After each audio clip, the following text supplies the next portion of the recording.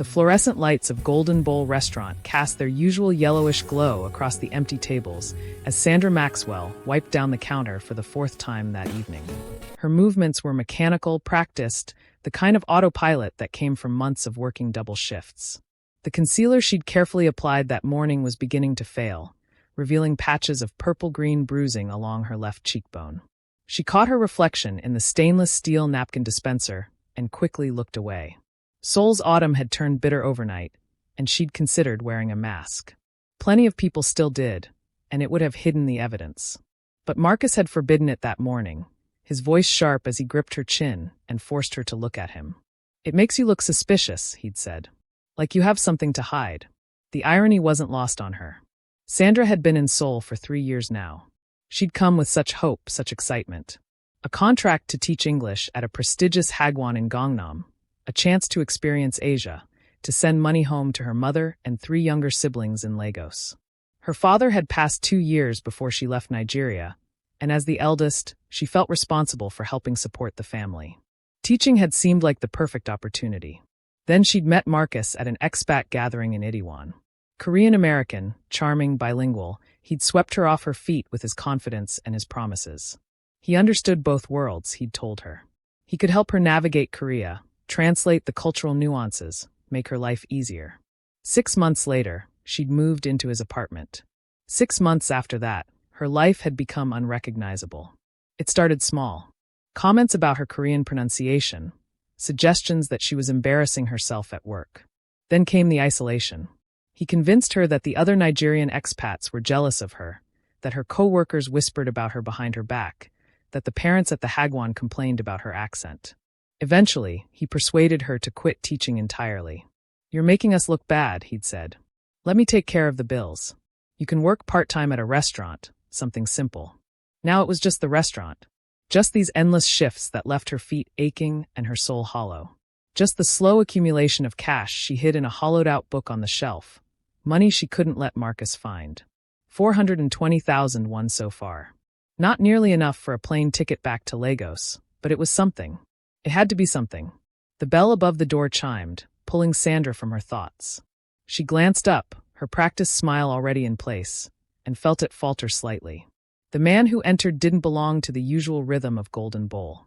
He moved with a particular kind of certainty, his long black coat perfectly tailored, his dark hair swept back with precision. Everything about him spoke of money and power, the kind that made the air shift when he walked into a room. Chen Ming chose a booth near the window, settling into it with an ease that suggested he was comfortable anywhere.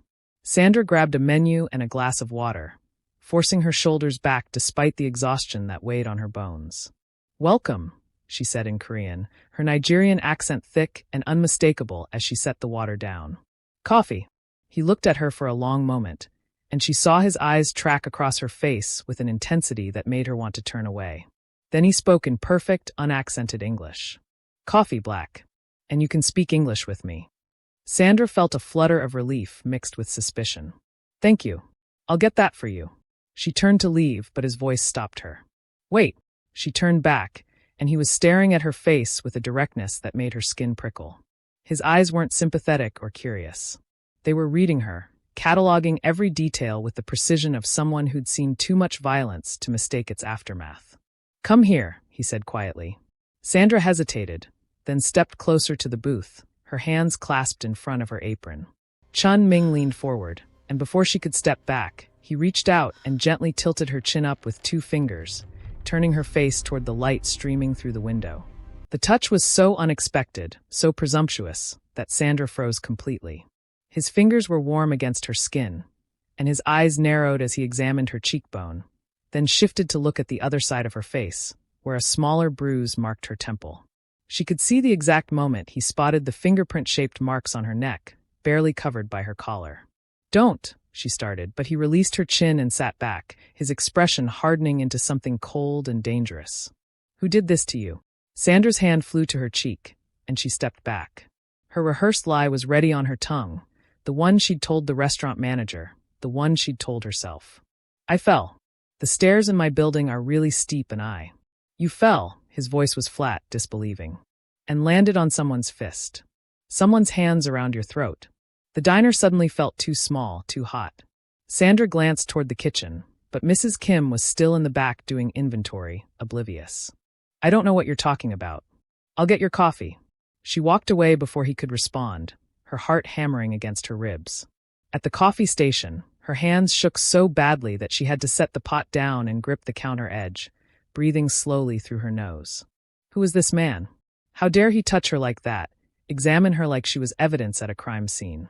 But underneath her indignation was something else, something she hadn't felt in months. Someone had seen her. Really seen her. When she brought the coffee back to his table, she set it down without meeting his eyes. Will there be anything else? Yes. His voice was calm now, almost gentle, which somehow made it more unnerving. Sit down. I can't. I'm working. Then I'll wait until your shift ends. Sandra felt trapped in the weight of his gaze. There was no aggression in it, no threat, but there was an absolute certainty that frightened her more than Marcus's fists ever had. This man expected to be obeyed not through fear, but through sheer force of will. I'm fine, she said, her voice barely above a whisper. Really? Thank you for your concern, but I don't need help. You're not fine. He reached into his coat and pulled out a business card, black with silver lettering that caught the light. He set it on the table between them. When you're ready to actually be fine, call that number. Anytime, day or night. Sandra stared at the card but didn't touch it. The name embossed on it was simple, Chen Ming. Below it, a phone number. Nothing else. No company, no title, no explanation. The man who put those marks on you, Chen Ming interrupted, his voice dropping lower. He's going to do it again. And again. And one day, he's going to go too far, and you won't walk away. He pulled out his wallet and placed 5 crisp 100,001 bills next to the card. This is for you, not for him. Hide it somewhere he can't find it. And when you're ready to leave, you call that number. I'll make sure you get out safely. Before Sandra could protest, before she could push the money back or refuse the card, he stood and buttoned his coat with precise movements. Everyone deserves to be safe, he said, looking down at her with those piercing eyes. Everyone deserves to sleep without fear, to exist without checking over their shoulder. He paused. My name is Chen Ming, and I'm very good at making problems disappear. Then he walked toward the door, his footsteps confident and unhurried. At the threshold, he paused and looked back at her one last time. Use that number, Sandra. Before it's too late. He knew her name. She'd never told him her name. The realization hit her as the bell chimed his exit, leaving Sandra standing alone with 500,001 and a business card that felt like it weighed more than the world. If you're still watching, hit that subscribe button. Sandra's story is about to take a turn she never expected, and you won't want to miss what happens next. The rest of Sandra's shift passed in a blur. She pocketed the money because she couldn't afford not to, but the card stayed in her apron pocket, its edges sharp against her hip every time she moved. She told herself she'd throw it away. She told herself she didn't need help from a stranger, especially not one who looked at her like he could see straight through her skin to all the broken places inside. But when her shift ended at 10 o'clock and she stepped out into the cold Seoul night, the card was still in her pocket, and the money was tucked into her bra where Marcus wouldn't think to look. He was waiting for her outside, leaning against the wall near the restaurant's side exit, his phone glowing in his hand. Sandra's stomach dropped the moment she saw him. He wasn't supposed to be here. He'd said he had to work late at the construction site in Incheon. Yobo, he said, pocketing his phone with a smile that didn't reach his eyes. Thought I'd pick you up. It's cold. Sandra forced herself to keep walking toward him, her keys clutched between her fingers like the tiny weapon they'd never actually be. You didn't have to do that. I was going to take the subway. What kind of boyfriend would I be if I let my girl freeze? He pushed off the wall and slung an arm around her shoulders, pulling her close enough that she could smell the soju on his breath. Come on, let's go home. She walked with him to his car, never hers, always his, because he'd made it clear early on that he needed his space, but she needed his protection. The drive to his apartment in a rundown part of Yongdongpo was silent except for the rattle of the heater and the K-pop bleeding from the radio. Marcus's jaw was tight, and Sandra could feel the anger rolling off him in waves. When they pulled into the parking lot of his building, he killed the engine and turned to her. Empty your pockets. Sandra's blood turned to ice. What? Your pockets. Empty them. Now. Marcus, what's going on? His hand shot out and grabbed her wrist, squeezing hard enough to make her gasp. I said empty your fucking pockets, Sandra. With shaking hands, she pulled out her phone, her keys, a few coins, and finally, the black business card. Marcus snatched it from her fingers, his eyes scanning it in the dim light from the street lamp. Who the fuck is Chen Ming? I don't know. He was just a customer who? A customer who gives you his personal number? Marcus's voice was rising, his face flushing red even in the darkness. You think I'm stupid? You think I don't know what this is? It's nothing. The slap came fast and hard, snapping her head to the side. Sandra tasted blood where her teeth cut into her inner cheek. Don't lie to me, Marcus shouted, grabbing her face and forcing her to look at him. How long have you been seeing him? How long have you been whoring around behind my back? I'm not. I swear. I just met him today. Another slap, harder this time. Sandra's vision blurred with tears. You're coming upstairs, Marcus said, his voice dropping to something low and dangerous. And you're going to tell me everything about this Chen Ming bastard. And then you're going to call him and tell him to stay the fuck away from what's mine. He got out of the car and came around to her side, yanking the door open and pulling her out by her arm. Sandra stumbled, her ankle twisting, but he didn't let her fall. He just dragged her toward the building entrance, and Sandra's mind was spinning with panic. She had to do something. She had to. The sleek black Genesis GV80 appeared out of nowhere, pulling into the parking lot with its headlights cutting through the darkness.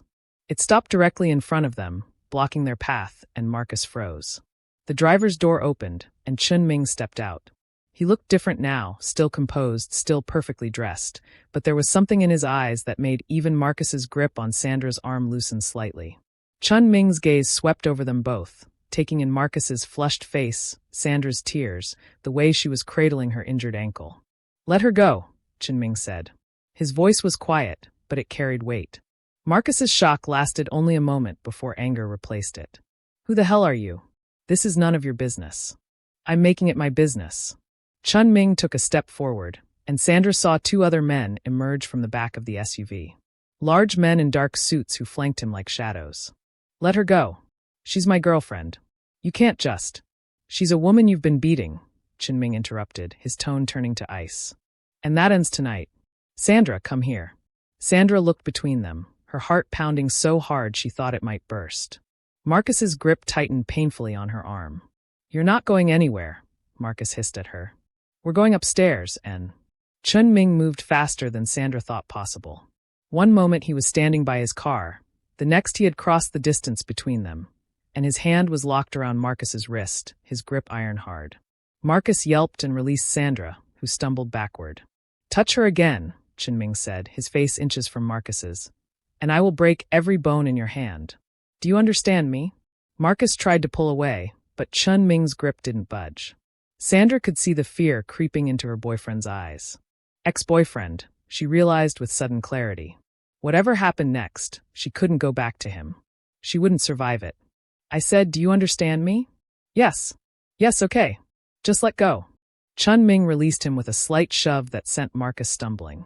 Then he turned to Sandra, and his expression softened infinitesimally. Get in the car. Sandra hesitated for only a heartbeat. Then she limped toward the Genesis, and one of Chen Ming's men opened the back door for her.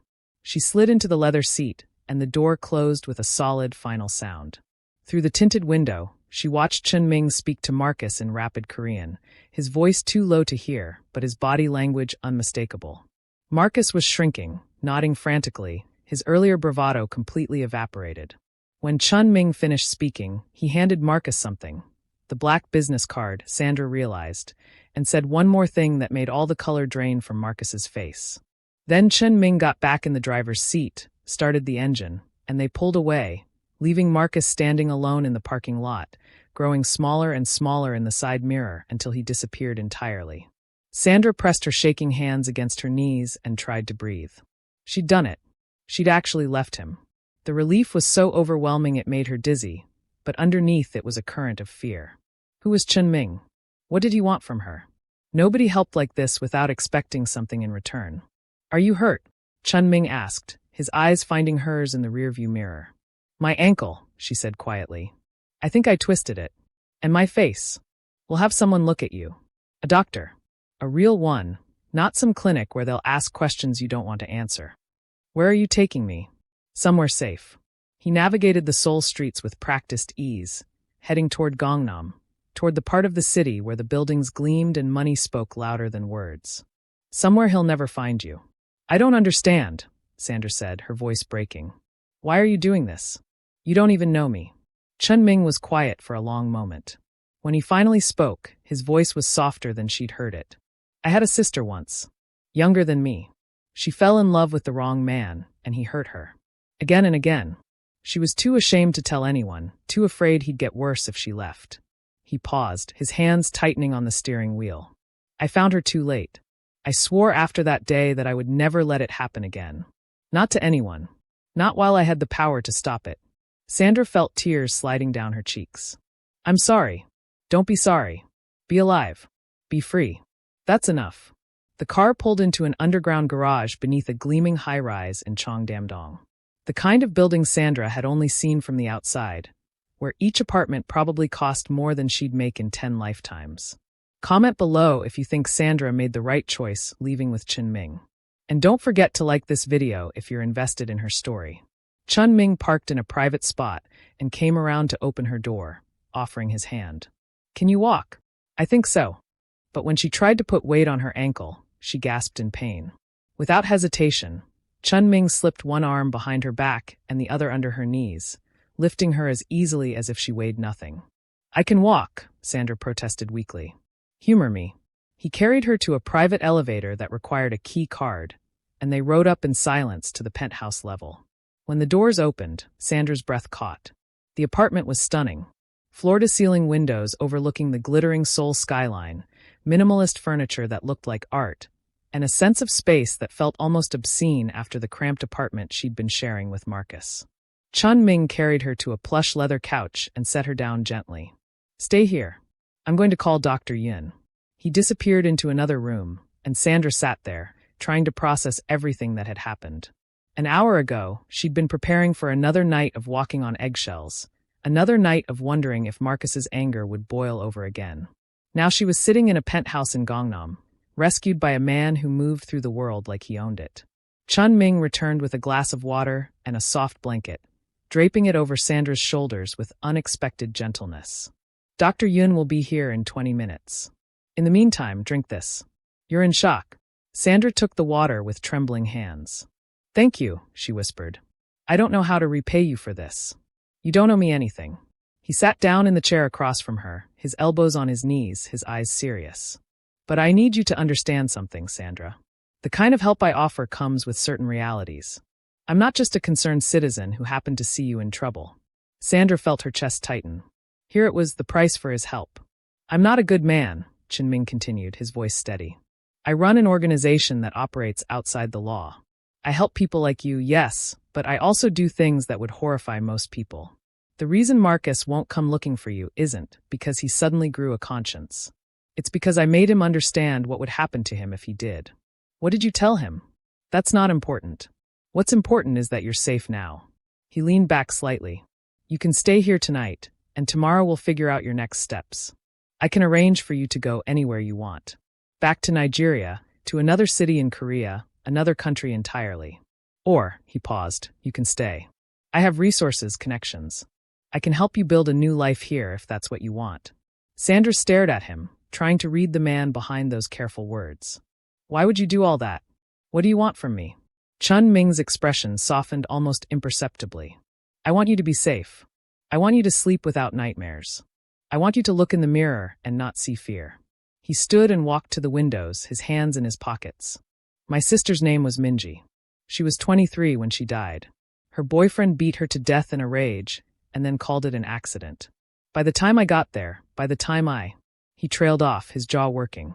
I was too late. I'm not a hero, Sandra. I'm just a man who refuses to be too late ever again. The raw pain in his voice made Sandra's chest ache.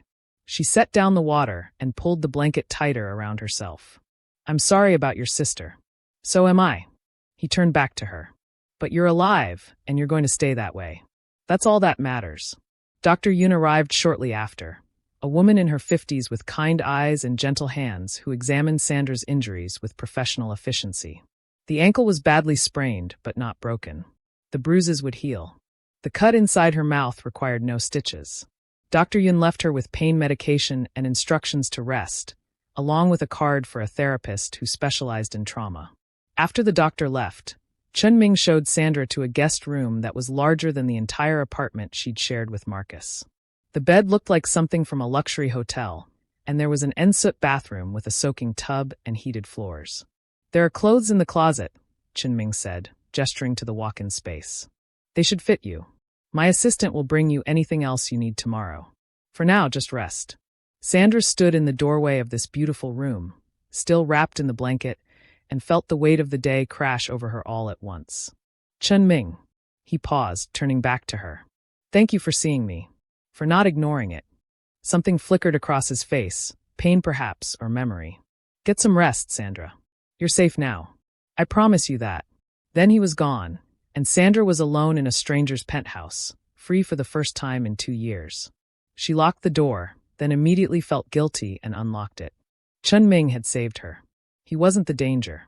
She limped to the bathroom and turned on the light, finally allowing herself to look in the mirror. The bruises looked worse now, purple and yellow spreading across her dark skin. Her eyes were red from crying, her lips split and swollen. But beneath the damage, she saw something she hadn't seen in a long time. She saw herself. Not Marcus's girlfriend, not the woman who apologized for things that weren't her fault. Just Sandra. Just herself.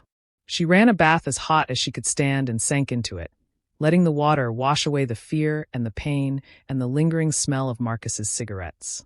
And when she finally climbed into the massive bed, wrapped in silk pajamas that still had tags on them, she fell asleep within minutes. For the first time in 2 years, she didn't have nightmares. The morning sun streaming through floor-to-ceiling windows woke Sandra, and for a disorienting moment, she didn't know where she was. Then memory flooded back, the restaurant, Chen Ming, Marcus's rage, the rescue. She sat up slowly, testing her ankle. It was still sore but bearable. She found Chen Ming in the kitchen, dressed more casually than yesterday in dark jeans and a simple black sweater, making coffee with the kind of expensive machine that looked like it belonged in a cafe. He glanced up when she limped in. "How are you feeling?" "Sore but better." She accepted the coffee he offered, breathing in the rich aroma. "This is amazing." "It should be. The beans are flown in from Ethiopia." He leaned against the counter, studying her. "We need to talk about what happens next." Sandra's stomach tightened. Here it came, the conditions, the expectations. "I meant what I said last night," Chen Ming continued. "You have options. I can have you on a flight back to Lagos this afternoon if that's what you want. I'll make sure you have enough money to start over, to be comfortable. And if I don't want to go back to Lagos, then you stay here in Seoul. I can help you find a place to live, help you find work.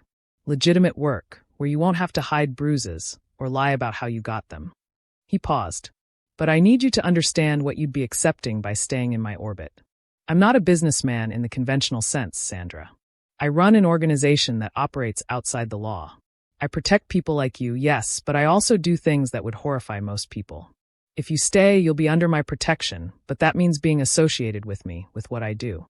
Sandra sipped her coffee, considering. "What exactly do you do?" Chen Ming's smile was humorless. "I solve problems. Sometimes those problems are men who hurt women.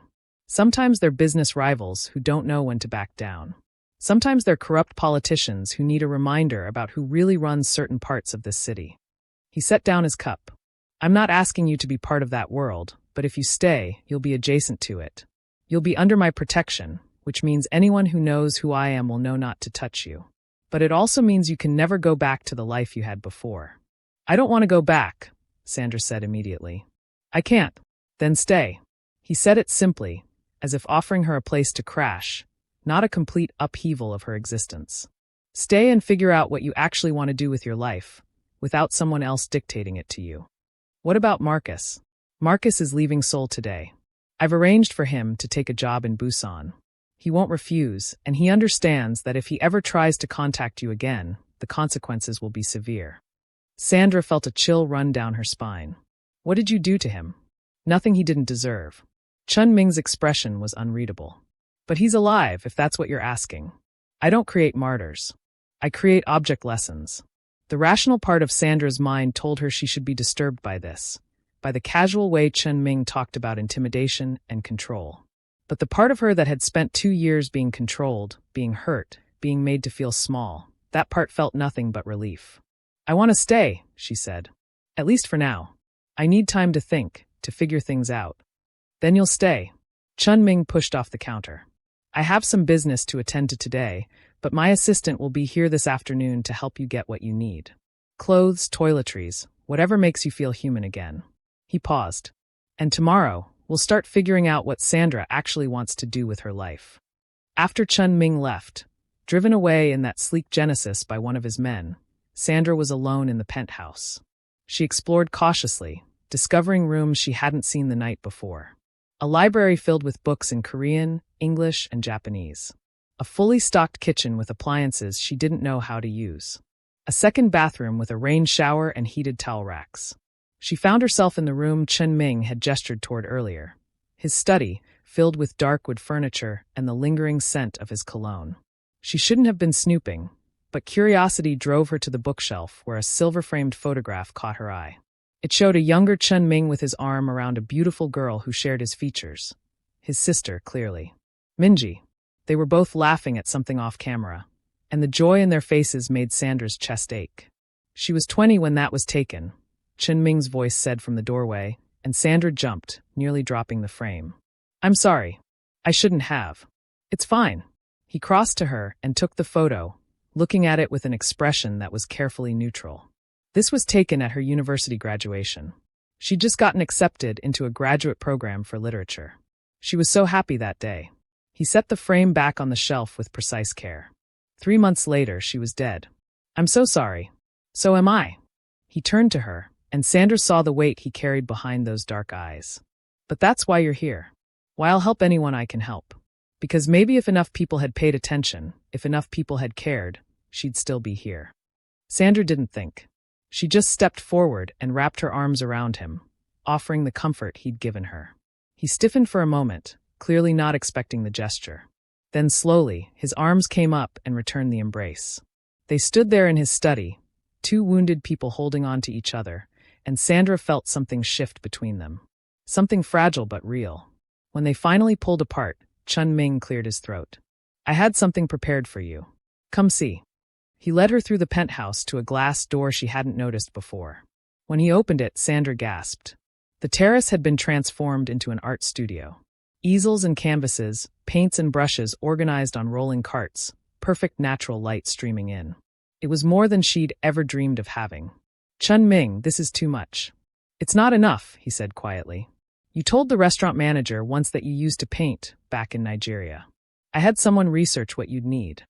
Sandra felt tears welling up. "How did you?" "I make it my business to know things." He smiled slightly. "Paint whatever you want, whenever you want. No judgment, no pressure. You lost yourself for 2 years. This is me helping you find yourself again. Why are you doing all this for me?" He was quiet for a moment, then said, "Because when I saw you in that restaurant, I saw my sister. I saw every woman who's ever been hurt by someone who claimed to love them. And I thought, not this time. This time I'm not too late." He met her eyes. "And maybe because I see something in you that reminds me there's still good in the world, still things worth protecting." The moment stretched between them, charged with something Sandra didn't quite understand, but felt all the way to her bones. Then Chen Ming stepped back, breaking the spell. "I'll let you explore. And Sandra, welcome home. If you're enjoying this story, make sure you're subscribed so you don't miss what happens next. Drop a like if you're rooting for Sandra's healing journey." The days turned into weeks, and Sandra fell into a rhythm she'd never known before. She woke when she wanted, painted for hours on the terrace, and slowly began to heal. Chen Ming was often gone during the day, attending to his mysterious business, but he was always home for dinner.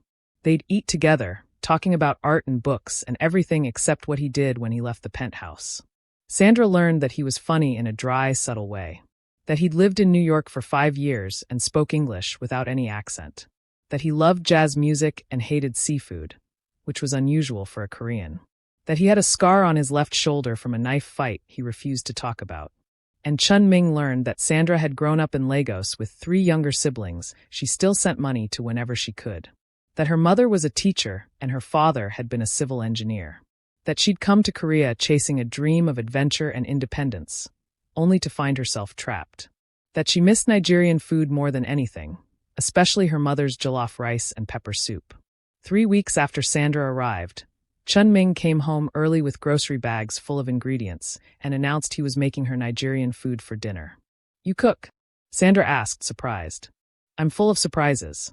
He started pulling out tomatoes, peppers, onions. "I research recipes.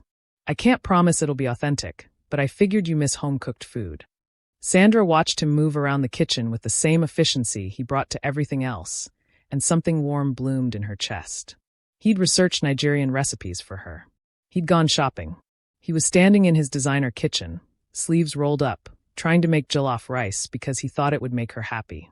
"Let me help," she said, moving to stand beside him. "You don't have to." "I want to." They cooked together, Sandra guiding him through the process, laughing when he added too much pepper and had to start over. The kitchen filled with familiar scents that made Sandra homesick and happy at the same time. When they finally sat down to eat, the rice wasn't perfect, but it tasted like effort and care. "This is really good," Sandra said. "Honestly."